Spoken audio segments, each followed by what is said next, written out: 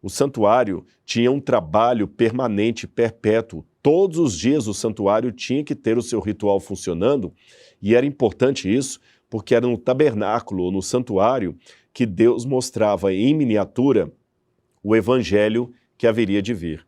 Era através do santuário que Deus ensinava para o povo sobre a vinda do prometido Messias, do Salvador.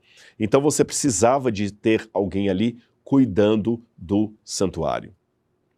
Seria mais ou menos assim. Dizem que na época que foi implantado o comunismo em Cuba, Fidel Castro, em determinado momento, determinou que todos deveriam trabalhar na agricultura. Todos, sem exceção, porque a mentalidade comunista dizia que todos devem fazer os mesmos trabalhos. Você não pode ter alguém num cargo de elite e outro abaixo. Embora, a rigor, os que pertenciam ao partido nunca pegavam no duro. Era mais o proletariado, o povo.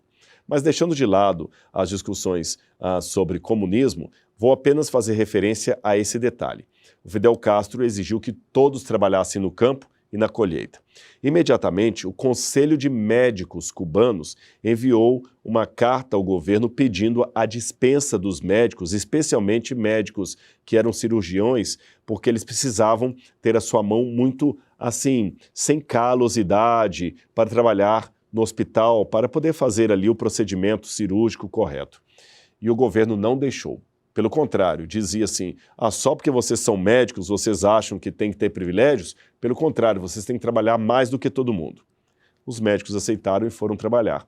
Em pouco tempo, já não havia praticamente cirurgiões em Cuba, porque eles estavam com a mão completamente destruída por pegar a enxada, por capinar a terra, por trabalhar em serviço braçal.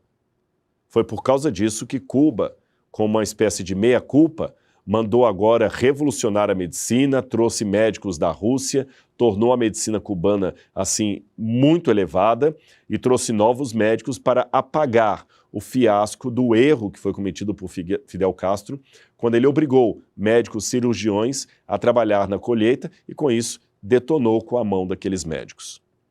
Esse exemplo que eu puxei aqui é para você ver que, se você tem um grupo que fica 24 horas cuidando da saúde do povo, você não pode exigir que esse público, que esse grupo, trabalhe na terra como os demais. Assim Deus fez também quando o santuário foi estabelecido, por exemplo, em Siló, logo que o povo se sentou na terra da aliança ali, na terra prometida.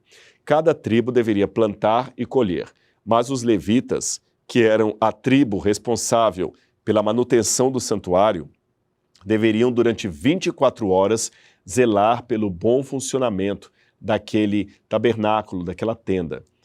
Mas se eles trabalhavam 24 horas para manter o santuário funcionando com as coisas de Deus, quem plantaria por eles? Do que eles comeriam? Então Deus determinou que todas as demais tribos deveriam levar para Siló 10% de tudo aquilo que elas ganhassem para a manutenção dos sacerdotes e do santuário.